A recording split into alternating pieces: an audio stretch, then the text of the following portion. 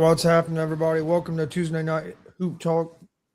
I'm Chris Gonzalez, joined by Tony Gonzalez and Jay McLovin. How's it going, guys? Going good. Checking out some Denver Nuggets and Dallas Mavericks. Matter of fact, Dallas is in the lead right now. No, Cooper Flagg had like 20 something points in the first or second, or like first quarter, or no, in the first half. He was. I saw some stats come up. He was balling. Yeah, they say he's been playing real well. I know our friend, the sports judge, made a post that he's going to be better than LeBron. I mean, he's played how many games he played in the NBA now? 24 games, and he's already going to be better than LeBron. So okay. Yeah, but that sounds like some clickbait bullshit. That's what that sounds like to me, man. Oh, but by the way, Anthony Davis is playing though. Tony, I know we were talking about that. I see him out there. It looks like he's playing pretty good. I'm not going to say he's going to be better than LeBron, but I do think he's going to be. I think he is the next. I think he's probably the next big star in the NBA. I know he got off to a slow start the first few weeks, but the month of December, the dude's averaging almost 28 points a game. Each month it's went up. The first month it was like 12, then it was 18. Now he's up to almost 26, 27 points a game. You can tell he's starting to get more comfortable. And like you said, like I said, he's only 18 years old. That's what's hey, crazy let me ask about you it. this. You don't see many 18-year-olds come in and have to put up the type of numbers he is. The guys that you saw do that 18 was LeBron, Kobe, Garnett, guys like that. You ain't seen many that 18 years old to be able to come in and really start to dominate. Let me ask you this. Hey, do you think that them trading how much do you think it set them back trading Luka away? Because I gotta imagine if Luka and Flagg, that'd have been a hell of a combination. Do you think it set them back, or do you think they're status quo with having Luka versus AD, or having AD versus Luka? I think it set him back quite a bit. Yeah, I mean, it might have, but Luka is a more ball dominant player too. So, how would him and Flagg fit together? Yeah, that's what I'm curious about. So yeah, I think you'd have to say because of what Luka is accomplishing you'd have to say that it has set him back some, but they didn't know at the time either that they were going to have the number one pick. Like I think they got I think they got the number one pick because they gave Luka away. I think that the NBA made sure they got the number one pick. That might be possible because to do that trade because they wanted Luka in Los Angeles because like they had like the lowest percentage to get that pick. So when they made that trade, they didn't think they were going to get the number one pick and even have a chance at Cooper Flagg. You know, I was just thinking about that. If you knew you had a chance at Cooper Flagg, you probably don't make that trade. Yeah, right. Talk about trades. We did that thing on the show, on the afternoon show the other day with the NFL and trades of all time. That'd be a good thing. Maybe next Tuesday we'll do the NBA, and I'll look that up and see what's supposed to be the greatest NBA trades. So maybe we'll do that next week. Guys, let's talk a little bit of basketball, NBA. We'll go over the standings real quick, see if anything stands out to you. NBA East, this is as of yesterday. Detroit was leading the East 22-6. The Knicks second 20-8. Boston comes next 17-11. Philadelphia fourth 16-11. Magic next fifth 16-12. Toronto 6th 17-13. And then we had Cleveland and the Heat running out 7 and 8 positions, 15-14, both those teams. Anything stands out to you, Chris, in the East right now? I mean, you still got the Pistons playing good. The Pacers, every time it looks like something good's going to happen for us and we get somebody healthy, something else happens, we lose somebody else, or we can't get out of our own damn way right now. And defensively, Pacers just aren't playing good enough on the defensive side. Siakam has been playing his ass off, trying to keep us in games, but Siakam's had a great year, really good year. A team that surprised me in the East, I have to admit, be the Celtics. Celtics are having a better season than what I figured they would with losing Tatum, and they made some changes on that roster, getting rid of some people, kind of retooling that roster, trying to free up some money because they were so far over into the apron. And they're a lot higher in the standings than what I figured they would be at this point in the season. I thought they might be okay. And the only reason I say this is I know they lost a great player, but on most teams, that White would have been a number 2, and he was a number 3.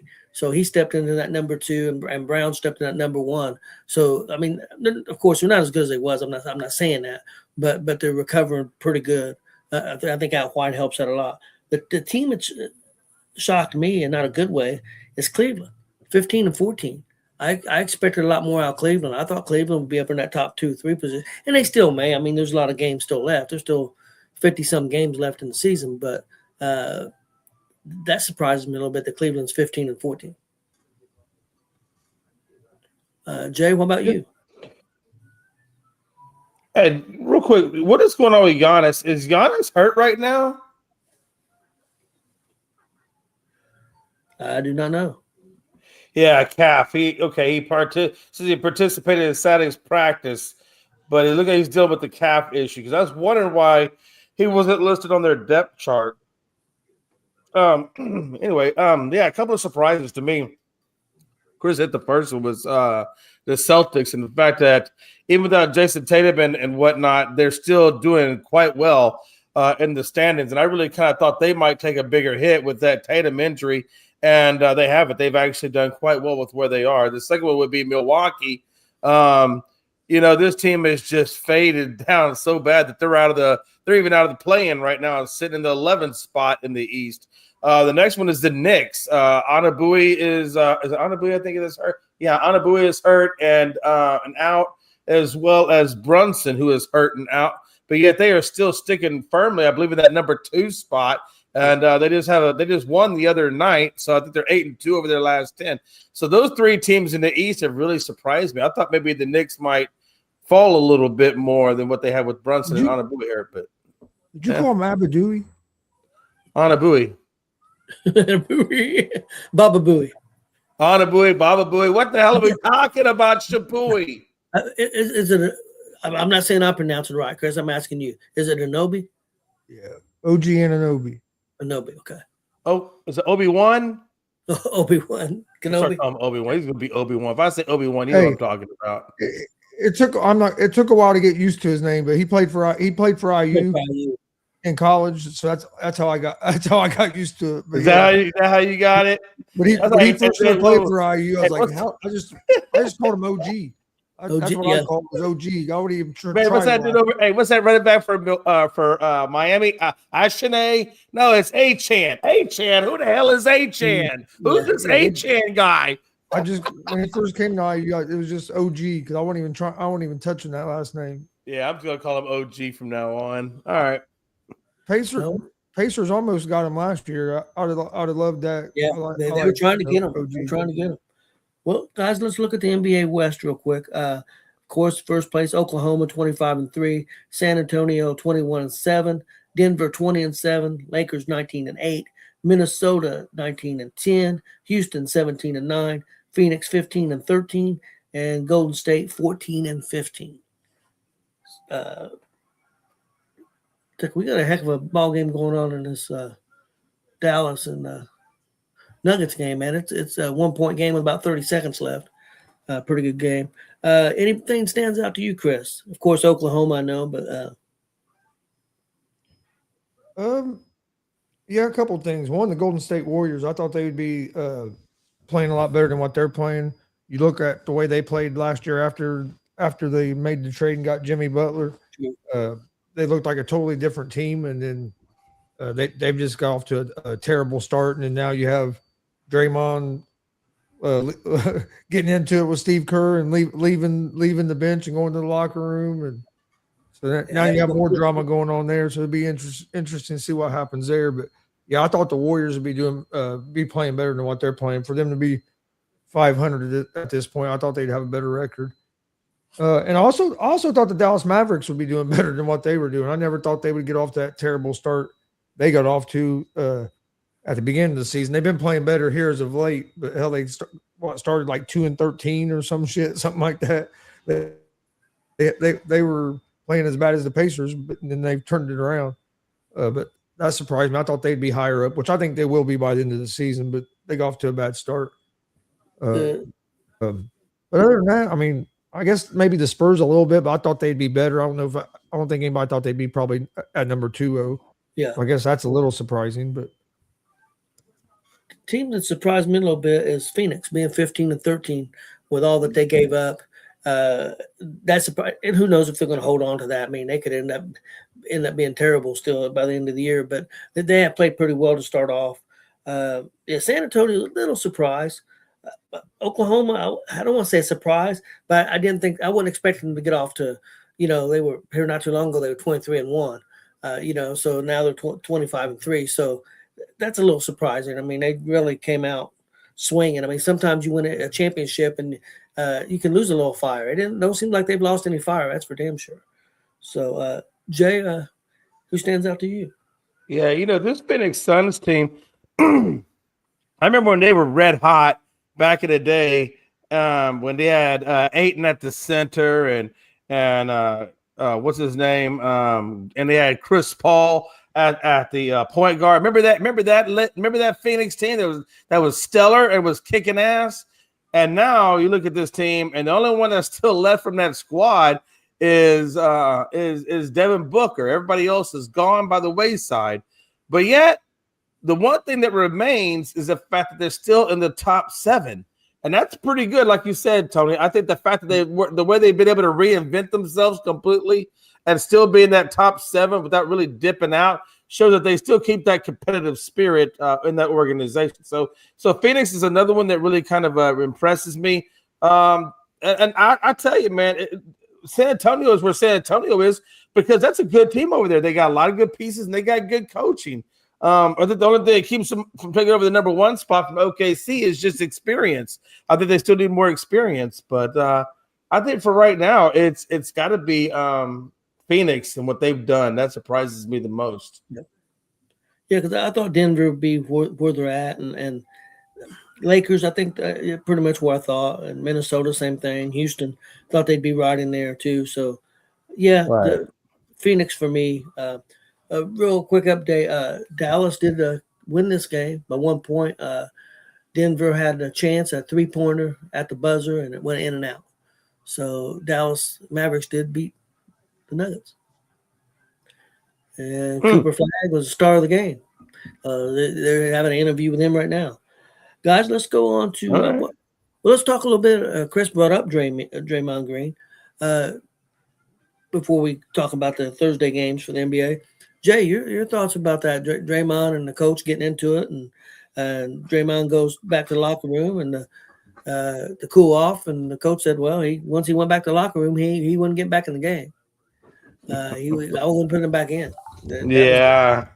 Hey, listen, when it takes a lot to really get up underneath Steve Kerr's skin. Steve Kerr knows Draymond better than anybody, so he knows how to handle Draymond. Look, this isn't anything new, right? Draymond's been a hothead since day one. He just came off that one incident with the fan not even that long ago that he got into it with the fan. So, everybody knows that Draymond has a hot-head in there. Everybody knows he's a very passionate person. They know that he has a hard time controlling his emotions. Hell, he punched Jordan Poole, damn near knocked him through the wall last year. So, this isn't anything new. It's just how long does Golden State continue to allow him to be a part of the team? As long as I guess he's contributing, I guess they can look past it, but it's nothing new. This is just typical. That's like getting mad at Dennis Rodman for taking off his jersey, throwing it in the air, and walking off court or something. This is just what we expect out of them. I remember Rodman, NBA season's going on, and they're practicing and stuff, and Rodman's on TV wrestling with Hulk Hogan in the NWO. He's on TV. So I remember Rodman was something else. Chris, you got any thoughts real quick on Draymond? No, not really. It don't surprise me too much, but you got two guys like that are competitive guys too. Steve Kerr will talk shit with the best of them, I mean, hell, he's such a he talks shit and stand up for himself so much that Michael Jordan fucking punched him. So I mean, Yeah, yeah. You get competitive people together like that, you're gonna have disagreements, especially when you have a veteran that's played so long and you got a guy trying to coach him hard. I think it was just two competitive guys. They got into it. They'll win the locker room, probably drink a glass of wine or beer or whatever these kids drink nowadays, and got over it. No problem. Yeah, I think it's just typical Draymond. Do you think they keep him because he's just a perfect fit for what they're trying to do, Chris? Or He's a good he still, I mean, he still contributes a lot with his defense and just being able to get everybody where they need to be on spacing on the floor and his passing it. He don't score like he used to, because he used to be a decent scorer back in the day.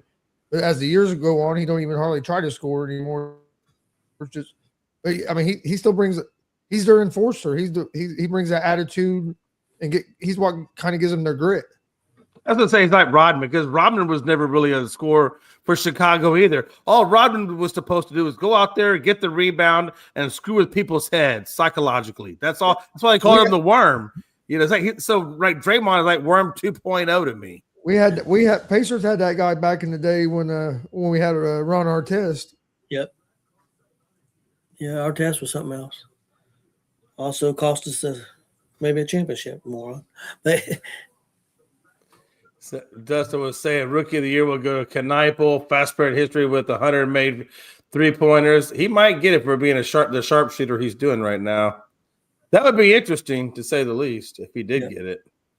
Well, guys, let's jump into the Christmas games.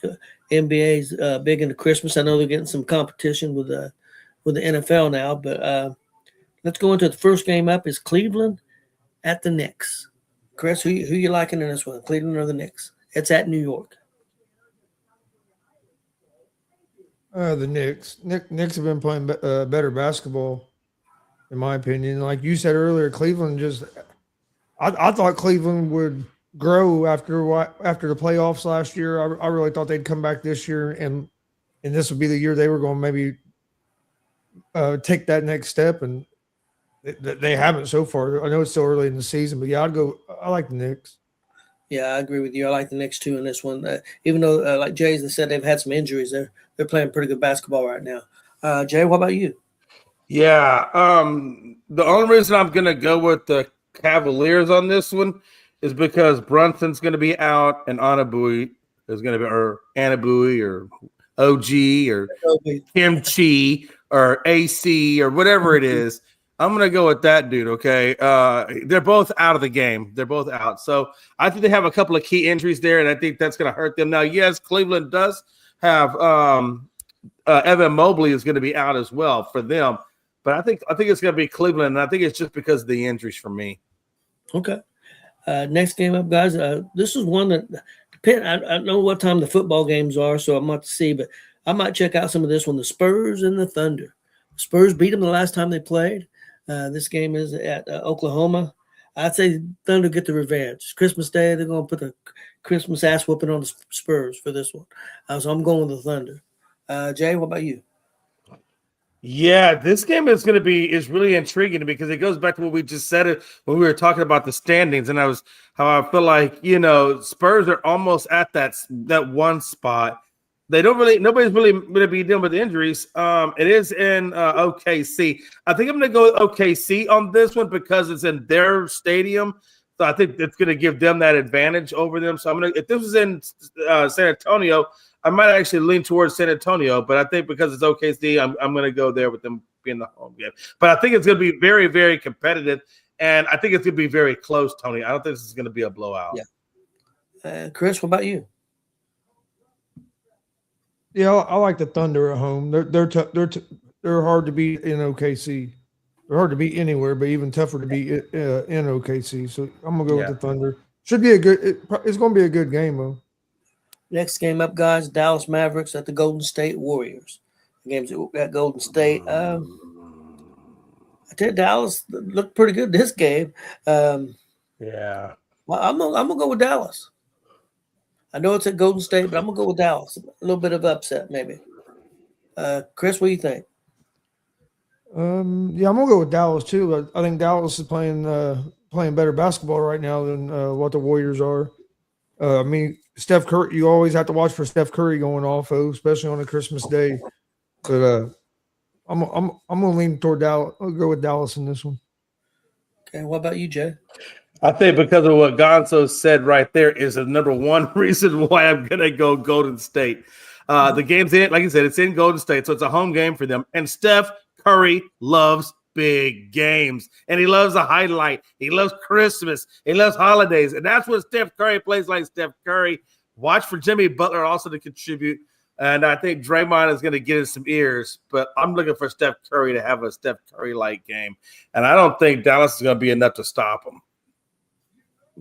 Yeah, well, you could be right. Just updates if people are not paying attention. Another NBA game is getting ready to come on NBC.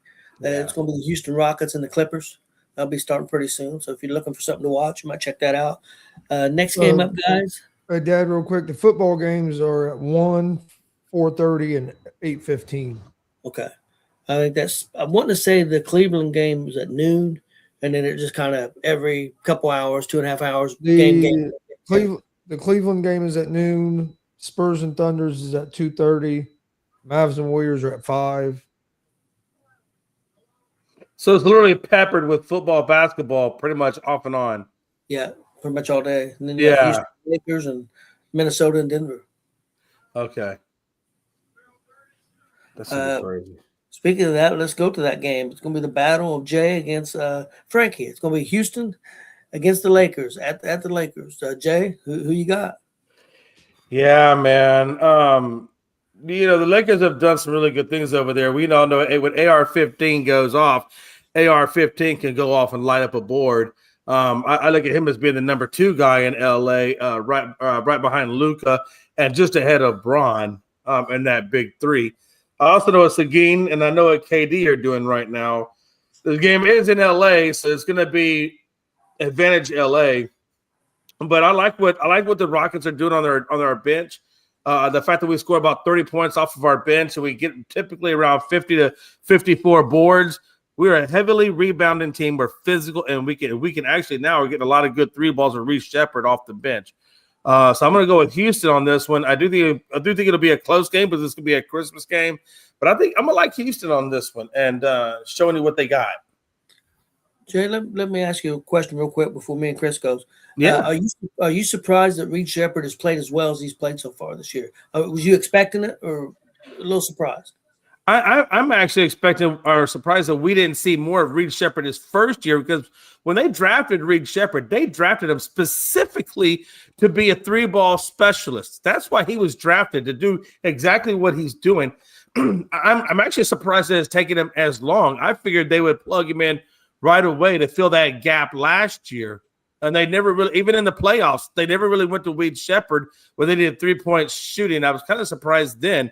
So I'm actually more surprised that they waited so long, but I'm not surprised what he's doing because he's been able to hit that 3-ball. That's why they drafted him, was to hit the 3-ball. Are you pretty happy where Houston's at, especially considering they lost Van Fleet? Yeah, considering we lost, one of our biggest leaders at the point, and the fact that we're still competing night in and night out.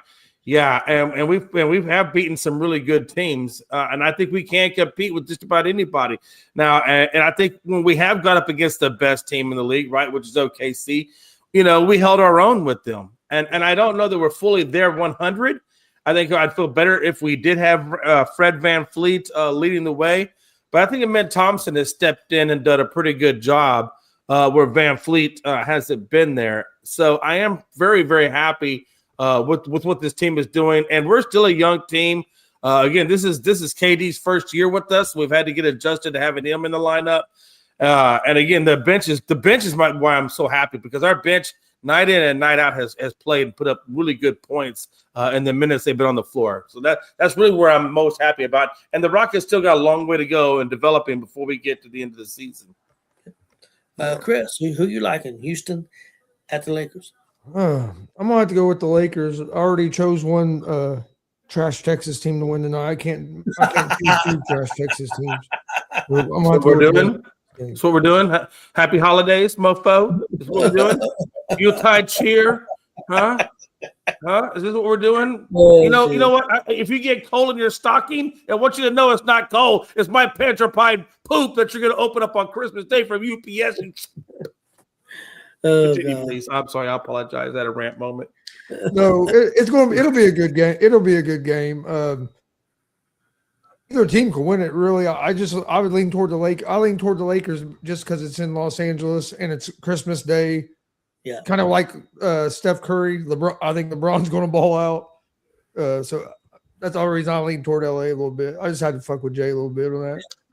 I will tell you this. Nothing would give me greater pleasure. Nothing would give me greater pleasure than the Rockets to go in that building and KD be the number one scorer with the win. And I could just ask all the time to Frankie, who's your daddy? KD mofo. K freaking D. That would be the perfect Christmas gift. So let's all pray for that. Can we all pray for that one time? I will tonight. Yeah, man. Tough game. I've seen the Lakers play a couple times, and I've seen Houston play a couple times this year. I like both teams, what they're doing. I want to go with Houston, but I'm gonna go with the Lakers. No, go with your gut. Your gut has never led you wrong. I'm going with, and that's what I'm doing. I'm going with the Lakers because of what Chris said. It's at home, and I think, man, dude, don't you know that you always go with your first answer on the Scantron sheet? You always go with you don't ever erase. Here's what I'm gonna do, Jay. I'm picking the Lakers. Hold on. I'm gonna pick the Lakers, but I'm gonna root for Houston. All right, man. You gotta root against Frankie. That's fine. You have to. Come on. Yeah. Okay, God, so even you could root one time against Frankie, man. Damn. Okay, guys, let's go to our last game. I'll be watching football. I won't be watching none of these. No, you'll be watching these Christmas Day games. Okay, we'll go to the last game, please. Minnesota at Denver. Guys, yes. I like Denver. They just lost a tough one here, but I think they come back and beat the Timberwolves. It's at Denver. What about you, Jay? No, I'm right there with you. I've seen this Nuggets team play the Rockets, and I've seen this Nuggets team even tonight when they played Dallas, which was a very close game.